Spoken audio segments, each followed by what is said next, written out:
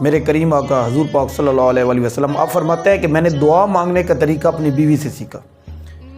تو صحابہ عرض کرتے ہیں یا رسول اللہ کیسے؟ تو آپ فرماتے ہیں کہ ایک بار میری بیوی نے مجھ سے کچھ پیسے مانگے تو میں نے کہا کہ ابھی نہیں ہیں، تو میں کچھ دنوں تک تمہیں دوں گا۔ تو وہ 2-3 دن بعد پھر مجھے یاد کراتی ہے، جیسے عورتیں یاد کراتی ہیں۔ تو وہ مجھے کہتی ہے کہ یا رسول اللہ وہ آپ کو کچھ پیسے گئے تھے، تو حضور فرماتے ہیں کہ ابھی نہیں آئے، جب آئیں گے تو میں تمہیں دے دوں گا۔ تو وہ کچھ 2 دن گزرتے ہیں تو پھر کہتی ہے کہ حضور وہ آپ کو پیسے گئے تھے۔